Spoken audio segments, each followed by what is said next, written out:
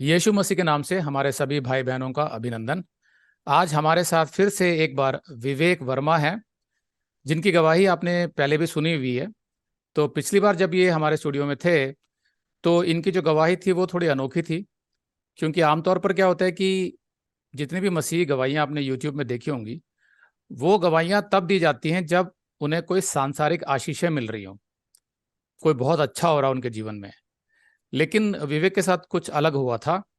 तो पिछले इंटरव्यू में इन्होंने बताया था कि पहले तो ये जानते नहीं थे मसीहत के बारे में, लेकिन हमारी मिनिस्ट्री से जुड़ने के बाद जैसे जैसे ये वचन में बढ़ते गए, इनको बहुत सी गहराइयां समझ में आई, वेबसाइट से भी यूट्यूब से भी मैसेजेस देखकर, जिसके तहत इन्होंने यीशु के लिए स्टैंड लेना शुरू किया। अब जहां तक बात आती है इनके काम की, तो इनका एक बहुत अच्छा रिकॉर्डिंग स्टूडियो है जिसमें ये सॉन्ग्स रिकॉर्ड करते थे, तो इनकी बहुत अच्छी इनकम होती थी। अब समस्या ये थी कि उसमें ये जो रिकॉर्ड करते थे सॉन्ग्स, उसमें फिल्मी गाने होते थे, एल्बम्स के गाने होते थे, जिसमें ये जो लिरिक्स आपने सुने होंगे कि प्यार के, मोहब्बत के, ऐसे गाने बनाए जाते थे। तो वो कहीं ना कहीं हमारे को व्यभिचार के लिए प्रोत्साहित करते हैं, या गर्लफ्रेंड बॉयफ्रेंड बनाने के लिए प्रोत्साहित करते हैं, कामुकता को बढ़ावा देते हैं। तो ये सब वो करते थे, क्योंकि वो आजकल के गाने तो सारे ऐसे ही बनते हैं। लेकिन इनको उस समय ये पता नहीं था कि ये सब कुछ बाइबल के विरुद्ध है। और साथ में कभी कभी ये मसीही गाने भी करते थे जिसमें जो लिरिक्स होते थे वो बाइबल के आधार पर नहीं होते थे। तो समस्या ये हो रही थी कि इनको पता नहीं था पहले, लेकिन जब ये मसीहत में आए, हमारे मिनिस्ट्री से जुड़कर जब ये वचन में गहराई से पढ़ने लगे, तो इनको समझ आया कि जो अपने स्टूडियो में ये ज्यादातर काम कर रहे हैं वो बाइबल के विरुद्ध है। अब ये इनको समझ कहाँ से आई है?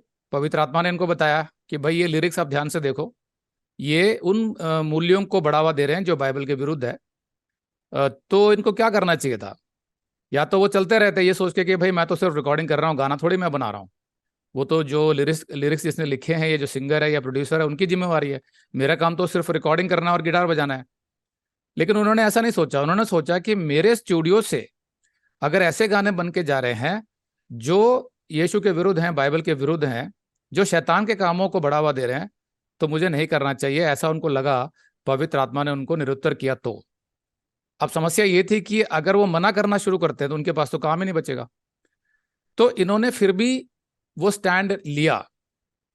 तो स्टैंड लेने के बाद क्या हुआ, ये जानने के लिए आज ये हमारे साथ हैं। तो पिछली गवाही का मैं आपको छोटा सा एक क्लिप दिखा देता हूं, जिसमें इन्होंने बताया था कि उस समय इनके क्या हालात थे। तो पहले वो क्लिप देख लीजिए। यीशु आया तो काम और पैसा गया। पंजाब में जो गाने का काम है, सॉन्ग्स का काम है, वो ज्यादा होता है। तो इसमें जो गाने होते थे वो होते थे जिसमें गाली गलौज भी होता था। कई बार वो बोलते थे कि वहां पर एक टून टाइप साउंड लगा दो, बीप साउंड लगा दो। लेकिन कई बार वो गाली देने देते थे, बोलते थे हमें ये ऐसा ही रिकॉर्ड करना है, ऐसे ही यूट्यूब के ऊपर अपलोड करना है। तो इसमें कुछ रोमांटिक सैड सॉन्ग्स होते थे। क्योंकि मैं गिटारिस्ट हूँ तो इस टाइप के म्यूजिक मेरे साथ अच्छा होता था, मतलब ये म्यूजिक मैं अच्छा बना लेता था। उस टाइम भैया मेरी इनकम बहुत अच्छी थी, क्योंकि मुझे तो यही लगता था कि परमेश्वर मेरा काम चला रहा है। तो प्रभु ही है जो मेरे काम को बनाए रखता है। और इनकम इतनी अच्छी थी कि मुझे बाकी कोई और जॉब करनी नहीं पड़ती थी। मुझे आपसे मिलने के बाद और दिल्ली मीट के बाद ये समझ आया कि वचन में बढ़ने का मतलब सिर्फ नॉलेज इकट्ठी करना नहीं होता। इसका मतलब होता है कि वचन को मानकर उसके ऊपर चलना। जैसा यीशु बताता है कि मार्ग मैं हूँ, लेकिन वो मार्ग अगर लेने से मेरे पास ज्यादा अपॉर्चुनिटी हो या ना हो, मतलब मेरा धन तो पक्का है कि जाएगा ही जाएगा, लेकिन मार्ग वो ही सीधा है। तो इसलिए मैंने वो रास्ता अपनाया कि मेरा मन शांत नहीं रहता था। पैसा तो आ रहा था, लेकिन मन में शांति एक नहीं आ रही थी, क्योंकि मेरे मन में एक सवाल आ रहा था बार बार कि जो मैं काम कर रहा हूँ क्या वो सही है। तो अब हुआ ये कि परिणाम ये निकला कि विवेक के पास कोई काम नहीं है, विवेक की कोई इनकम नहीं है, स्टूडियो का खर्चा कैसे निकलेगा पता नहीं है। तो अब सवाल यह है कि आप में से कितने लोग ये मानते हैं कि विवेक ने सही फैसला लिया है, और विवेक को यीशु जरूर मार्ग दिखाएगा, और यीशु साफ सुथरा काम लाके देगा। अगर तो आप मानते हैं कि विवेक को यीशु नीचे नहीं गिरने देगा, क्योंकि उसने यीशु के लिए स्टैंड लिया है, और यीशु सच्चा परमेश्वर है, और वो विवेक को सारे काम लाके देगा, जिससे विवेक की अच्छी खासी इनकम फिर से शुरू हो जाएगी, भले उसमें कितना भी समय लगे। अगर आप मानते हैं तो आप निरंतर विवेक के लिए प्रार्थना कर सकते हैं।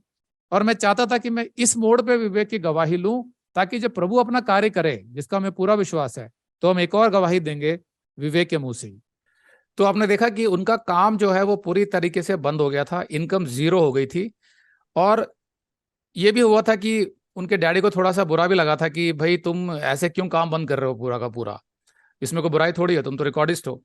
लेकिन कहीं ना कहीं विवेक ने उनको समझाया कि डैडी देखिए आप भी मचन में बढ़ रहे हैं, आप खुद सोचिए कि मैं ऐसे गाने बना रहा हूँ जो व्यभिचार को बढ़ावा देते हैं, कामुकता को बढ़ावा दे रहे हैं, तो क्या मुझे बनाने चाहिए? ऐसे करके उन्होंने समझाया और अपने स्टैंड पर वो खड़े रहे, किसी प्रेशर में नहीं आए वो। तो उस समय इनकी इनकम जो खत्म हो गई थी, हमने कहा था कि अगर यीशु सच्चा परमेश्वर है और उसने कहा कि मार्ग और सत्य और जीवन मैं ही हूं, तो अगर वो सच्चा परमेश्वर है तो वो उसके रास्ते पर चलने वाले हर मसीह को संभालेगा और उसके जीवन निर्वाह के लिए जो भी आवश्यक वस्तुएं हैं वो सब कुछ प्रदान करेगा। ऐसा हमने उस वीडियो में कहा था। तो इसलिए आज हम विवेक से जानते हैं कि उस बात को करीब 2 महीने हो गए, तो हम जानते हैं कि क्या इनकी स्थिति है आज इनके काम की और इनका विश्वास कहाँ पर है। तो विवेक आप बताइए थोड़ा सा स्टार्टिंग से कि किस तरह के गाने जो आपको पसंद थे, आप जो आप रिकॉर्ड करते थे। भैया जो मैं पहले गाने रिकॉर्ड करता था वो लव बेस्ड थे, क्योंकि मैं गिटारिस्ट हूँ। तो वो जो फीलिंग मेरे अंदर भी रहती थी म्यूजिक को लेकर, वो ज्यादा वैसी नहीं थी कि कोई बीट सॉन्ग हो। मेरा रहता था कि कोई प्यार वाले मोहब्बत वाले गाने हो, कोई सैड सॉन्ग्स भी हो जिसकी मेलोडी बड़ी अच्छी हो, जिसका कॉर्ड प्रोग्रेशन बहुत बहुत अच्छा हो। तो मैं उस तरह की मेलोडी क्रिएट करता था और वैसे ही गाने में बनाता था। और मेरी प्रशंसा भी इन्हीं गानों की वजह से होती थी और काम भी ज्यादा इसी तरह का था। तो जितने भी प्रोड्यूसर्स मेरे साथ जुड़े हुए थे जो ये काम करते थे, तो उन्होंने उनके साथ जब मैंने ये वचन साझा किया कि मैं अभी ये काम नहीं करूंगा क्योंकि मुझे सच्चे परमेश्वर का जो पता चल गया है, तो उन्होंने बोला कि तुम तो पहले भी मसीही थे और तब भी तुम कर रहे थे, तो अब ऐसा क्या हुआ? तो मैंने बोला कि पहले जो मैं था वो गलत शिक्षा में था। तो मुझे जो बाइबल की जो असली मूल बातें हैं वो मुझे समझ में ही नहीं थी कि मुझे क्या करना चाहिए और मुझे इस तरह की जो जिंदगी है वो जीनी कैसे है। तो जब पवित्र आत्मा आया तो उसने मुझे धीरे धीरे करके चेंज किया। तो ये समझ मैं उस टाइम सीख रहा था अभी कि मैं धीरे धीरे करके अब मैं बदल रहा हूँ। तो जो बदलने का जो टाइम था उसमें सबसे पहले जो मेरे साथ उस टाइम पे हुआ कि मुझे अपना काम छोड़ना पड़ा, जैसे हमने पिछली इस वीडियो में देखा। तो काम छोड़ने के बाद मुझे फैमिली से ही प्रेशर आया और बाहर से भी बहुत ज़्यादा प्रेशर आया। जो भी मेरे आस पड़ोस के लोग थे उन सब ने बोला कि तुम बेवकूफ़ी कर रहे हो, तुम गलत कर रहे हो। मेरे टीचर्स ने भी बोला कि विवेक, जो म्यूजिक है उसको धर्म की तरफ मत लेके जाओ। तो मैंने बोला सर या मैडम, ये धर्म की तरफ नहीं मैं लेके जा रहा, उल्टा मैं धर्म से बाहर लेके आ रहा हूँ। आप सोचिए कि आपका अगर बेटा या बेटी इस तरह का गाना सुने और किसी लड़का लड़की के साथ नाजायज संबंध में चला जाए तो क्या वो सही बात है?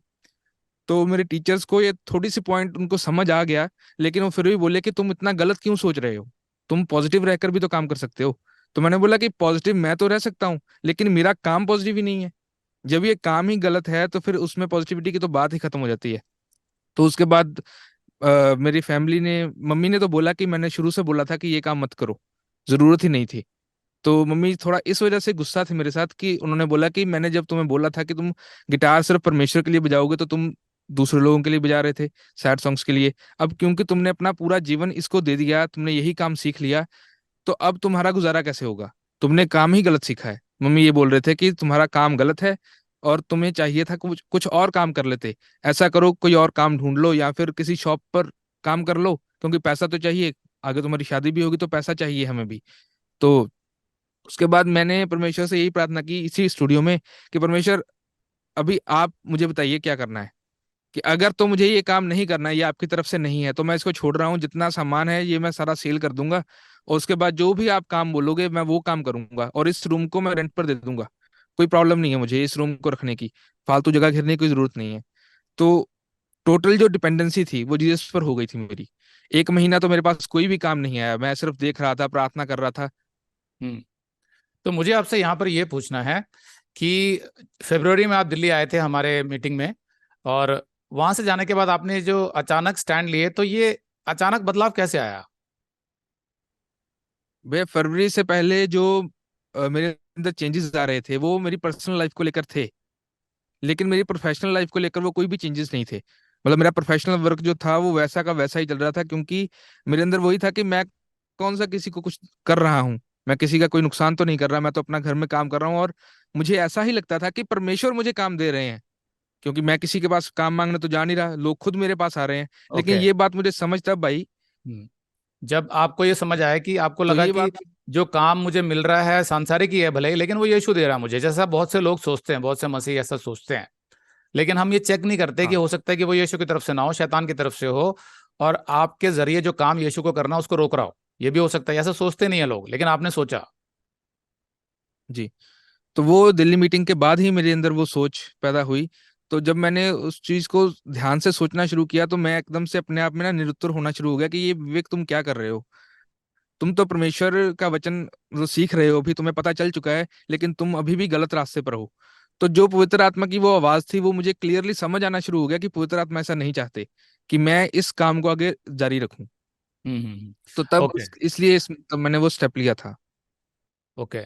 तो फिर वो आपने जब स्टेप लिया तो आपकी इनकम पूरी तरीके से खत्म हो गई थी, जैसे आपने पिछले वीडियो में बताया। तो क्या बीच में कभी ऐसा नहीं लगा कि कहीं ऐसा तो नहीं है कि मैं कुछ गलती कर रहा हूँ? दूसरी बात मुझे आपसे ये भी पूछनी थी कि कहीं आपने ये सब कुछ इसलिए तो नहीं छोड़ा क्योंकि मैंने आपको कुछ बोला कि नहीं नहीं विवेक ये गलत है, ये नहीं करना चाहिए तुम्हें? क्या मैंने आप पर ऐसा कोई प्रेशर डाला था? नहीं नहीं भैया, ऐसा आपकी तरफ से कोई प्रेशर था ही नहीं। इवन आपको तो पता भी नहीं था जब मैंने ये डिसीजन ले लिया था। तो मैंने तो आपको डिसीजन लेने के बाद बताया था कि भैया आप प्रे कीजिए कि मैंने ये डिसीजन ले लिया है, तो अब मेरा क्या होगा, स्टूडियो का क्या होगा, आप प्रे कीजिए बस। ओके। तो हम्म। ऐसा कोई प्रेशर नहीं था। और उल्टा आपने मुझे ये पूछा था उस टाइम भी कि क्या ये हमारी तरफ से, मिनिस्ट्री की तरफ से कोई प्रेशर है, तो मैंने बोला था नहीं। तो आपने बोला था कि आपको ऐसा क्यों लगा, तो मैंने बोला मुझे पवित्र आत्मा से ऐसा महसूस हो रहा है। अब क्योंकि ये वचन पर आधारित है, तो इसलिए मुझे लग रहा था कि ये पवित्र आत्मा की आवाज है, मेरी अंतरात्मा की आवाज नहीं हो सकती। ओके। तो कहने का मतलब ये है कि आपको खुद परमेश्वर ने बता दिया, दिखा दिया कि भाई जो तुम ये इनकम समझ रहे हो कि बहुत अच्छी इनकम आ रही है तो मेरी तरफ से है, तो परमेश्वर ने कहा नहीं मेरी तरफ से नहीं है, क्योंकि ये वचन पर आधारित नहीं है। इसलिए आपने डिसीजन लिया कि चाहे कुछ भी हो जाए, अब मैं साफ सुथरा काम करूंगा जो प्रभु को मंजूर होगा। वो मुझे जिस दिशा में भी ले जाएगा मैं करूंगा, भले ही मुझे स्टूडियो भी बंद करना क्यों ना पड़ जाए। अब ये मैं आपको बताना चाहता हूँ, बहुत बड़ा स्टैंड लिया विवेक ने।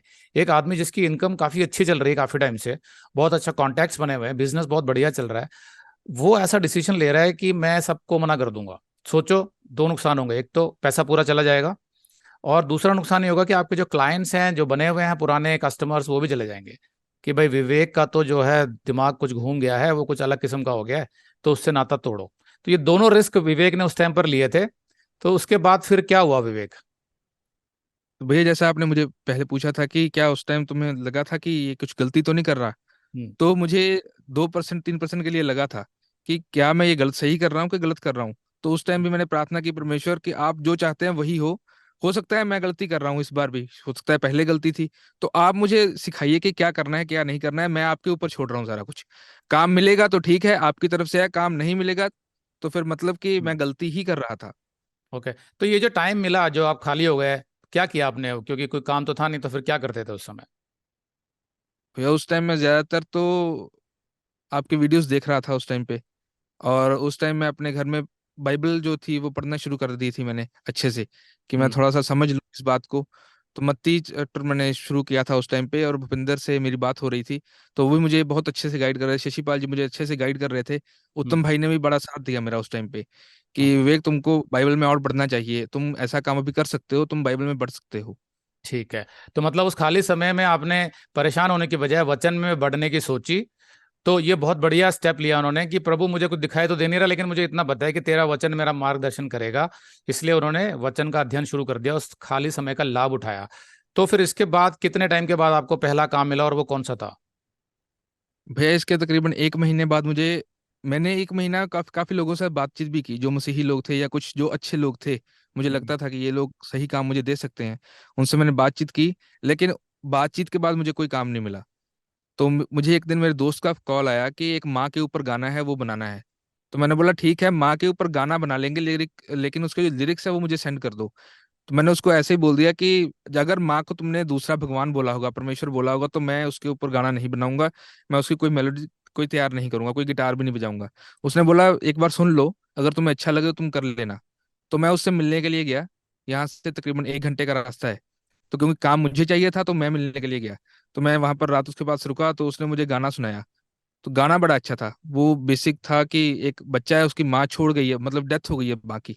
तो वो बच्चा परमेश्वर से प्रार्थना कर रहा है कि परमेश्वर मुझे मेरे खिलौने चाहे आप ले लो, लेकिन मेरी माँ का मुझे जो प्यार है वो मुझे अभी चाहिए, मुझे जरूरत है उस प्यार की। तो मुझे लगा कि यार ये इसमें गाने में तो कोई प्रॉब्लम नहीं है। है ना, तो वो तो एक बच्चे की प्रार्थना है परमेश्वर से, तो इसको रिकॉर्ड कर सकते हैं। तो पहला काम मैंने वो रिकॉर्ड किया। इसके ओके, बाद मेरे पास कुछ मसीही गाने आए थे। एक मिनट यहाँ पर मैं सबको बताना चाहता हूँ कि देखिए, मैं खुद मीडिया लाइन से हूँ, मुझे पता है। अगर कोई रिकॉर्डिस्ट या कोई कैमरामैन, कोई भी ऐसा जो मीडिया से जुड़ा हुआ है, वो अपनी ऐसी कंडीशंस रखता है कि भाई मैं लिरिक्स चेक करूंगा पहले, अगर वो साफ सुथरे होंगे तो ही मैं रिकॉर्ड करूंगा। तो हमारे हिसाब से साफ सुथरे का मतलब बाइबल के हिसाब से साफ सुथरे होने चाहिए। और अगर बाइबल के हिसाब से आप चेक करेंगे तो शायद ही कोई गाना मिलेगा आपको जो साफ सुथरा होगा, जो आज के संसार में चलते हैं। तो उस कंडीशन में लोग डेफिनेटली ये बोलने वाले हैं कि भाई ये आदमी थोड़ा पागल हो गया है, ये ज्यादा ही धार्मिक हो गया है, इसको दूर करो, हम किसी और से करवा लेंगे। नॉर्मली मीडिया में ऐसे ही होता है, क्योंकि करने वाले बहुत हैं। तो विवेक ने फिर भी लोगों को बोला कि भाई मैं लिरिक्स चेक करूंगा। मैं खुद हैरान हूं कि उसके बावजूद भी लोगों ने उनको लिरिक्स सेंड किए। तो फिर आगे क्या हुआ विवेक इसके बाद? भैया इसके बाद कुछ मसीही गीत मेरे पास आए। तो मसीही गीत तो जो थे वो तकरीबन सही चल रहे थे, स्तुति आराधना वाले गीत थे। हम्म। लेकिन उसके बाद एक मेरे पास गीत आया, उसमें जो प्रार्थना थी गीत में, तो उसका उद्देश्य था कि लहू के द्वारा ढकना। तो जो लिरिक्स थे उसमें कुछ प्रॉब्लम ज्यादा नहीं थी, लेकिन उसमें कुछ पॉइंट्स ऐसे थे जिससे गाना बदला जा सकता था। तो मैंने राइटर से बात की, राइटर ही एक्चुअली सिंगर था, हम्म। आर्टिस्ट वही था। तो मैंने उससे बातचीत की कि अगर हम इसको गाने के ये बोल बदल दें तो ये हो जाएगा कि परमेश्वर के लहू के द्वारा हमें जो पापों की क्षमा मिली है। हम्म। तो उसने लिखा था कि पापों जो लहू है उसके द्वारा हम हमारी जो उसको हम अगर बॉडी पर लगाएंगे तो हमारे जो रोग हैं वो खत्म हो जाएंगे। है हम्म। ना, तो वो ब्लड अप्लाई करने वाला सॉन्ग था। तो हमने लिरिक्स को चेंज कर दिए। लिरिक्स चेंज करने के बाद उसमें जो फ्लूट का काम था, कुछ रिकॉर्डिंग्स का काम था, वो हमने कर लिया। तकरीबन म्यूजिक रेडी हो गया। उस लड़के ने अपने पास्टर के साथ बात की, उसने गाना सुनाया, पास्टर ने बोला गाना अच्छा बन गया, लेकिन इसके जो लिरिक्स थे ना, वो पहले वाले ज्यादा अच्छा है। क्योंकि वो भावना को एकदम उत्तेजित कर रहे थे, क्योंकि उसमें ब्लड एप्लीकेशन वाले जो वो पॉइंट्स थे। तो उसने बोला, पास्टर ने बोला कि नहीं, तुम ऐसा करो, जिसने म्यूजिक बनाया उसको बोलो कि आप रहने दो, इसको मत करो। तो मैंने बोला कि देखिए, ये इसमें जो पैसा लगा है अब तक आपने मुझे कोई पैसा तो नहीं दिया। आपका एक प्रोजेक्ट पिछला था, पहले एक किया था आपने, वो अच्छा हो गया था। तो इस वजह से मैंने एक ब्लाइंड फेथ किया था आपके ऊपर कि आप मुझे इस पर पैसा दे देंगे काम होने के बाद, लेकिन आपने पैसा तो कुछ भी नहीं दिया था। तो जो फ्लूट का पैसा है या अरेंजमेंट्स का जो भी पैसा है वो मेरी तरफ से गया है। जो स्टूडियो का बिल है, जो एसी चल रहा है, इसका पैसा भी मेरी तरफ से गया है। अगर आप देना चाहते हैं तो कोई आप दे सकते हैं, लेकिन मैं आपके ऊपर कोई प्रेशर नहीं डालूंगा, क्योंकि मैंने आपके साथ कोई एग्रीमेंट साइन ही नहीं किया था ओके। कि ओके, आप मुझे ऐसा देंगे। मैं आपको यहाँ समझाता हूँ क्या हुआ। कि लिरिक्स जब उन्होंने भेजे तो उसमें लहू से ढकने की जो प्रार्थना अक्सर चर्चों में करी जाती है, जिसके विषय में मैंने संदेश भी बनाया कि यीशु के लहू का अर्थ क्या है, उससे क्या होता है, जो लहू उसने बहाया पापों की क्षमा। लेकिन उसको कुछ इस तरीके से बना दिया गया है चर्चों में कि यीशु का लहू से आप हमें ढक दीजिए, हमारे बच्चों को ढक दीजिए, हमारी गाड़ी ढक दीजिए, हमारे घर को ढक दीजिए, हमारे कारोबार को ढक दीजिए, कवरिंग दे दीजिए ऐसे लहू से। लेकिन ये बिल्कुल भी बाइबल पर आधारित नहीं है। लहू सिर्फ पापों की क्षमा के लिए बहाया गया था, ये मैंने संदेश में बताया हुआ है। तो विवेक ने जब वो संदेश सुना तो उनको तो समझ आ गया कि हाँ, हमें ऐसे बिना किसी अर्थ के यीशु के लहू के बारे में नहीं बोलना चाहिए। तो विवेक ने ये स्टैंड लिया कि भाई आपके लिरिक्स में ये दिक्कत है, तो इसलिए मैं नहीं कर सकता, थोड़ा बदल देते हैं। तो आई थिंक सिंगर तो राजी हो गया, लेकिन प्रोड्यूसर जो पास्टर थे उनके, उनको लगा कि नहीं, लहू से ढकने वाली में ज्यादा भावनाएं उत्तेजित होती हैं, जिसकी वजह से ये गाना ज्यादा अपील करता है लोगों को कि चलो मेरी बीमारी है तो मैं लहू से अपने शरीर पर ढक देता हूं तो मेरी चंगाई हो जाएगी इत्यादि, जैसा अक्सर चर्चों में होता है जहाँ भावनाओं को उत्तेजित किया जाता है, क्योंकि वहां वचन की गहराई नहीं होती है। लेकिन विवेक तो वचन में बढ़ रहे थे अब निरंतर।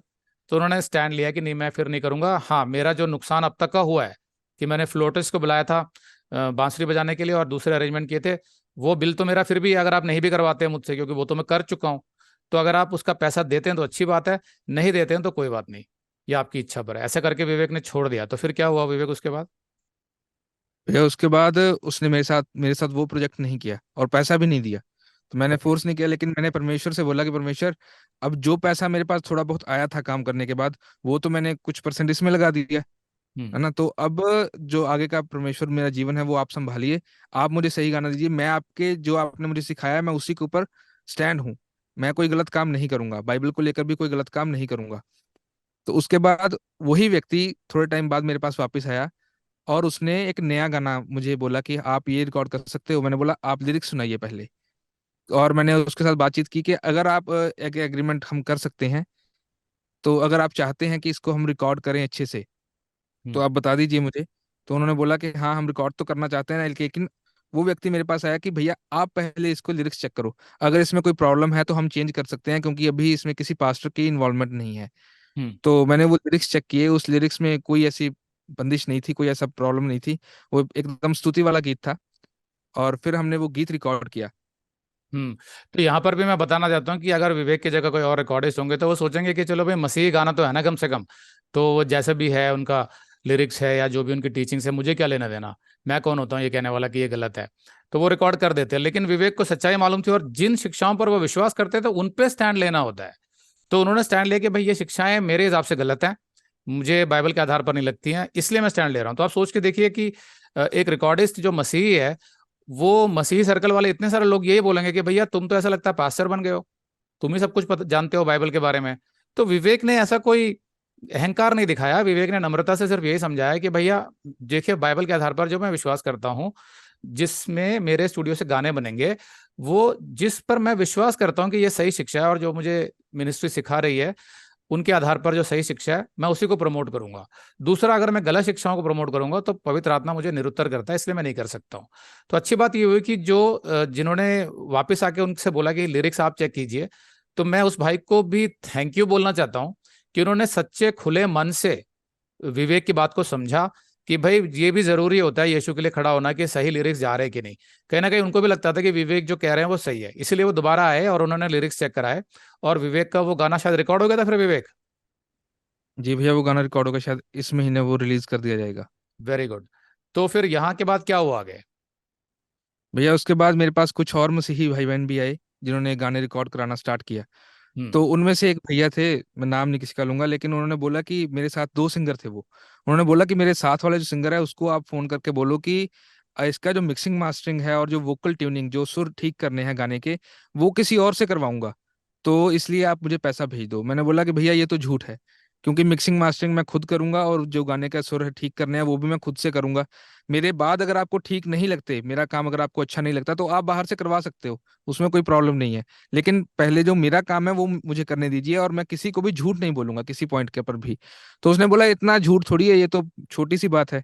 मैं बोला ये मनुष्य के लिए छोटी सी बात है, लेकिन परमेश्वर के लिए ये झूठ है। और जहां पर मैं जिस परमेश्वर को मैं मानता हूँ, उसने बोला कि झूठ नहीं बोलना है और ये पाप है। अब मैं पाप को छोड़कर दोबारा से पाप नहीं कर सकता ना, तो ये मेरे लिए मुश्किल है, मैं किसी भी तरह से झूठ नहीं बोलूंगा। तो उसने बोला ठीक है आपकी मर्जी है, लेकिन इसके बाद अगर काम में कोई प्रॉब्लम आएगी तो आप जिम्मेदार होंगे, अगर पैसा नहीं आया तो। मैंने बोला ठीक है, पैसा आए या ना आए, लेकिन परमेश्वर ने जो बोला है झूठ नहीं बोलना, तो वो नहीं बोलना, क्योंकि पहले भी तो परमेश्वर के लिए जब काम छोड़ा था तो परमेश्वर ने ही काम दिया है ना, तो आगे भी वही संभालेगा। तो हम्म। मैंने ऐसे ही उस व्यक्ति को भी बोल दिया कि भैया देखिए, उसने मेरे से डायरेक्ट बात की कि उसने बोला कि मेरे साथी ने बोला कि आपका जो मिक्सिंग है वो बाहर से होगी। मैंने बोला नहीं भैया, बाहर से नहीं होगी, मैं ही करूंगा। तो उसने बोला उसने मुझसे झूठ बोला। मैंने बोला ये आप दोनों का मामला है, मैं इसमें नहीं आऊंगा, लेकिन मुझे मेरे जो बात है वो सच बोल रहा हूँ कि ऐसा ऐसा है कि मैं अपना काम जो है मिक्सिंग मास्टरिंग का और वोकल ट्यूनिंग का करके दूंगा। इसके बाद नहीं पसंद आएगा तो वो आपकी बात की इच्छा है। तो उसके बाद वो जब काम हुआ, तो काम होने के बाद वो लोग दोनों बोले कि यार काम बड़ा अच्छा हुआ है, तो वो भी ट्रैक अभी इस महीने या अगले महीने रिलीज हो जाएगा। तो हम्म। वहां पर भी मुझे परमेश्वर के बाद जो मैंने स्टैंड लिया, तो मुझे देखने को यही मिला कि मुझे झूठ बोलने की जरूरत ही नहीं लगी। हम्म। और उसने जो पैसा था, मुझे बोला था कि 12 तारीख को मैं दे दूंगा, पूरे 12 या 13 तारीख को उसने मुझे वो पैसा दे दिया, पूरा पैसा दिया।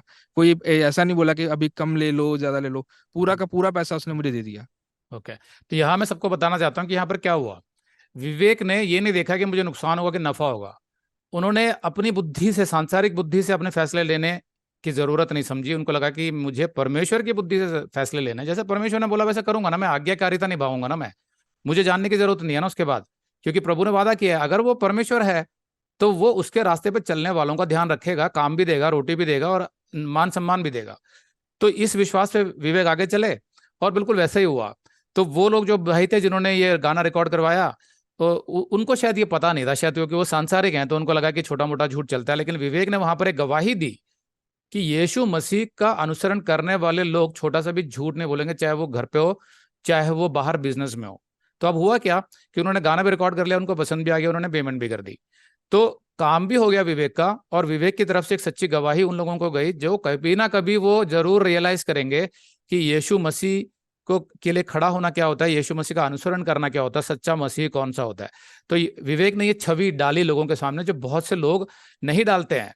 वो छुपा लेते हैं, तो संसार को ये मालूम ही नहीं है कि सच्ची मसीहत क्या है। और हम अपनी मिनिस्ट्री में बार बार यही कहते हैं कि आप लोग अपने काम में, घर में, पड़ोस में ऐसी छवि प्रस्तुत कीजिए यीशु मसीह की कि वो लोग देख के हैरान हो जाएं कि अच्छा, यीशु मसीह मनुष्य को इस तरह बदल देता है कि एकदम सच्चा और ईमानदार बना देता है।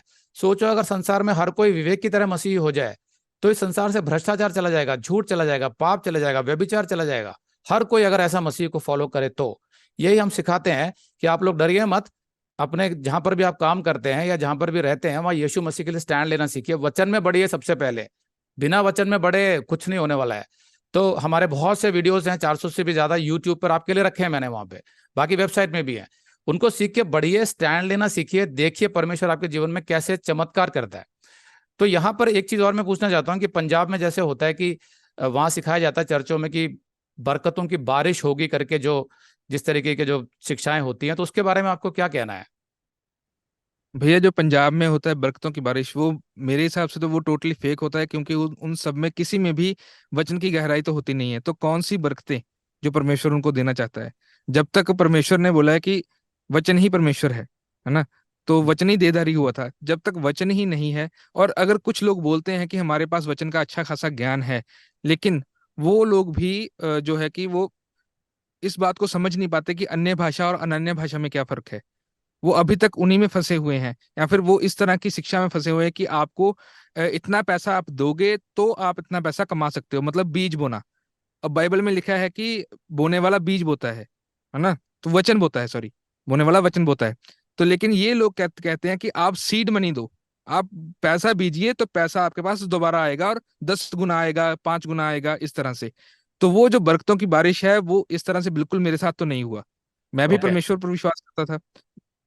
तो कहने का मतलब है कि आप कह रहे हैं कि ये जो गलत शिक्षा है कि सीड मनी आप थोड़ा सा दान दे देंगे तो बहुत परमेश्वर देगा, बरकतें होंगी, आपको पता था ये गलत है, तो उस तरह के गाने भी आप रिकॉर्ड नहीं करना चाहते हैं, आप बेसिकली यही कह रहे हो, है ना? जी ओके। उसके जी जी। बाद एक और बात आपने मुझे कही थी अपने सॉफ्टवेयर के बारे में, कि जो सॉफ्टवेयर आप यूज करते थे पहले, जैसे कि संसार में सब लोग करते हैं, बहुत से रिकॉर्डिस्ट मैं जानता हूँ मीडिया में, वो लोग पायरेटेड सॉफ्टवेयर ही यूज करते हैं। वो क्रैक कर लेते हैं सॉफ्टवेयर, इंटरनेट से डाउनलोड कर लेते हैं, जो लाखों रुपए के सॉफ्टवेयर भी वो पायरेटेड यूज करते हैं फ्री में, क्योंकि उन्हें लगता है कि पैसा बच रहा है। तो आप भी जब तक वचन में नहीं बढ़े थे गहराई से, आपने बताया कि आप भी पायरेटेड ही यूज करते थे, लेकिन अब क्या बदलाव आया? भैया मैं एक बात बताता हूँ कि पंजाब में मैं जैसे गिटारिस्ट था, तो मैंने बहुत सारे बड़े बड़े चर्चों के साथ काम किया है। तो उनका जो भी प्रोसीजर रहता था मीडिया को लेकर, वो सारा टोटली पायरेटेड रहता था। तो मुझे भी ऐसा ही लगता था कि हाँ, पायरेसी कर सकते हैं, इसमें तो कोई प्रॉब्लम ही नहीं है, हम तो परमेश्वर का ही काम कर रहे हैं ना, इसमें कोई प्रॉब्लम नहीं है। तो लेकिन जब मैं दिल्ली मीट में आया, तो मैंने आपसे ये क्वेश्चन किया था कि मैं तो ऐसा करता हूँ, आप कौन सा सॉफ्टवेयर यूज करते हो? तो आपने बोला कि मैं तो रेंट पे यूज करता हूँ, इसका प्रॉपर रेंट आता है विद जीएसटी, तो हम वो पे करते हैं, उसके बाद हम वीडियो एडिटिंग या कोई भी काम है तो करते हैं। तो मैंने उस टाइम भी मन बना लिया था कि मैं भी खरीदूंगा इसको। तो ये भी मैंने शायद आपको बाद में बताया था कि मैंने सॉफ्टवेयर खरीद लिया है। हाँ। तो तो जब मैंने सॉफ्टवेयर खरीद लिया, तो उसके उसके बाद ऐसा कुछ नहीं हुआ कि मेरा काम में एकदम कुछ बढ़ गया, या फिर कुछ एक्स्ट्रा पॉइंट्स मुझे मिल गए। सॉफ्टवेयर वही रहता है, काम भी वैसा ही होता है। लेकिन अब मेरे मन में ये था कि मैं पवित्र आत्मा के चला ही चल रहा हूँ। पवित्र आत्मा ने बोला है कि चोरी नहीं करनी है, तो मैं चोरी नहीं कर रहा हूँ, अब मैं सही तरीके से काम कर रहा हूँ। लेकिन मैं बहुत सारे ऐसे मसीही भाई बहनों को जानता था उस टाइम भी, जो मसीही गाने रिकॉर्ड कर रहे हैं और मसीही गाने का वीडियो शूट कर रहे हैं, लेकिन जो सॉफ्टवेयर वो यूज कर रहे हैं वो पायरेटेड है। तो मतलब वो चोरी बोलते का हैं है। कि तो वो चोरी का चोरी का सॉफ्टवेयर है। यूज करते हैं मसीह के काम के लिए, तो जो जो वचन में बढ़ेगा वो सोचेगा कि भाई ये तो चोरी का है, और चोरी के लिए तो प्रभु के वचन में ही मना किया हुआ है, तो फिर मैं चोरी करके प्रभु की महिमा कैसे कर सकता हूँ? हाँ। और ऐसे लिरिक्स में दूसरे गाने में रिकॉर्ड कर रहा हूँ या गा रहा हूँ जो बिल्कुल व्यभिचार को या गर्लफ्रेंड बॉयफ्रेंड के रिलेशन को बढ़ावा दे रहे हैं, तो प्रभु की महिमा मैं कैसे कर सकता हूँ? ऐसा वो इसलिए नहीं सोच पाते हैं क्योंकि वो वचन में गहराई से बढ़ते नहीं है। तो या फिर ये भी हो सकता है कि उनका वास्तव में उद्धार ना हुआ हो, सिर्फ वो नामधारी मसीही हो, ऐसे भी हो सकता है। तो आपने ये स्टैंड लिया कि भाई मैं पायरेटेड यूज नहीं करूंगा। एक बात मैं आप लोगों को बताना चाहता हूँ कि जब विवेक ने ये सवाल मुझसे किया था फरवरी मीट में, तो खुद सोचो कि मैं जो मिनिस्ट्री का हेड हूँ और मैं लोगों को सिखा रहा हूँ, अगर मैं खुद ही पायरेटेड यूज कर रहा होता तो मैं विवेक को क्या बोलता कि विवेक कोई बात नहीं, थोड़ा मोटा चलता है। लेकिन पहले मुझे तो अपने आप को जांचना था ना, मैं तो काफी पहले छोड़ चुका था ये पायरेटेड चीजें और ये सब कुछ, सारे सॉफ्टवेयर ओरिजिनल यूज करने जैसे प्रभु कहता है। तो मुझे कोई हानि नहीं हुई, मेरी मिनिस्ट्री फर्स्ट क्लास चल रही है, प्रभु सारे काम भी मेरे पूरे कर देता है।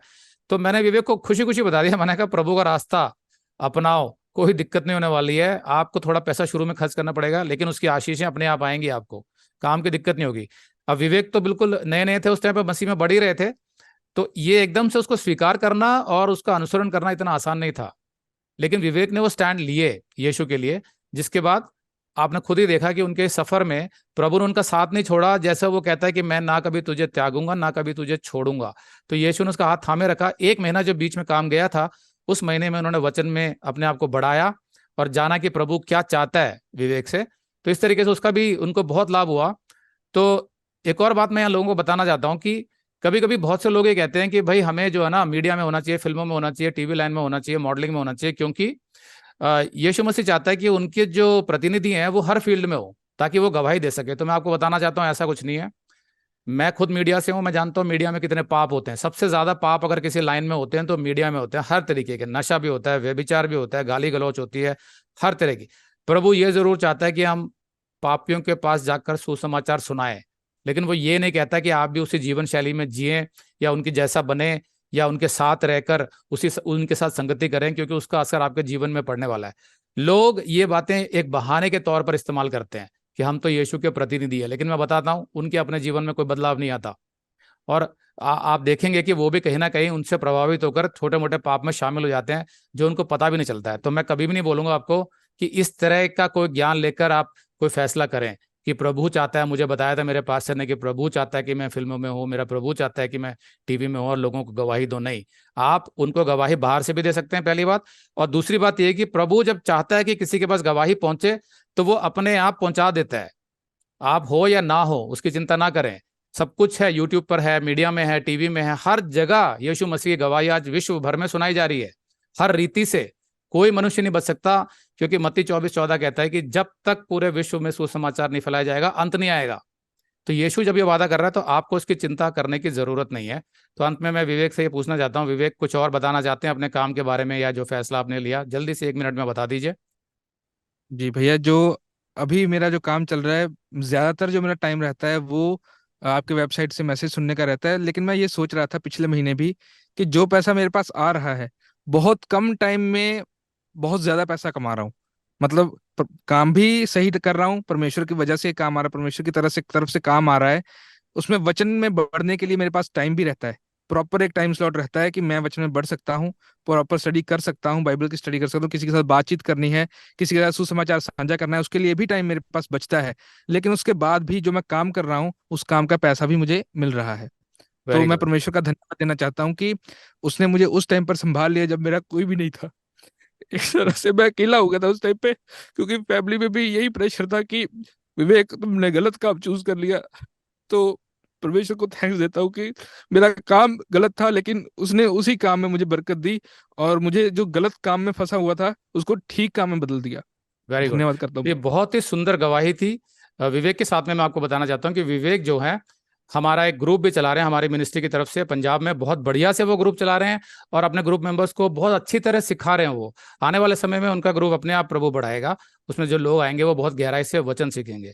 तो इस सुंदर गवाही के लिए मैं विवेक का बहुत बहुत धन्यवाद करता हूँ और उम्मीद करता हूँ हमारे जो जितने भाई बहन सुन रहे हैं वो भी विवेक की तरह यीशु मसीह का अनुसरण वचन के आधार पर करें और निडर होकर यीशु के लिए स्टैंड लें। आमीन।